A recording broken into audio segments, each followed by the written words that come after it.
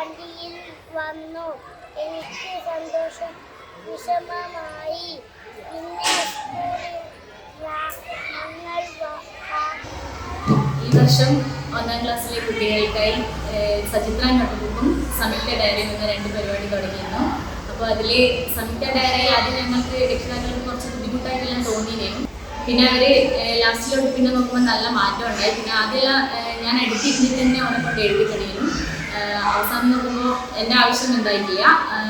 അതായത് സെൻറ്റൻസ് എല്ലാം നല്ല കൃത്യമായിട്ടും ചിഹ്നങ്ങളെല്ലാം നല്ല റെഡിയായിട്ട് എഴുതുന്നുണ്ട്. പിന്നെ അതുമല്ല സ്കൂളിലെ വിശേഷങ്ങൾ വീട്ടിൽ നിന്ന് നമുക്ക് വായിക്കാനും പറ്റും. അതേപോലെ വീട്ടിൽ നടക്കുന്ന ഓരോ വിശേഷങ്ങൾ സ്കൂളിലെ ടീച്ചർമാർക്ക് നോക്കുമ്പോൾ അത് അവർക്കും ഒരു മനസ്സിലാക്കാൻ പറ്റും, എന്തൊക്കെ നടന്ന വീട്ടിൽ അവരെ കുട്ടികളുടെ അനുഭവങ്ങളെല്ലാം മനസ്സിലാക്കാൻ.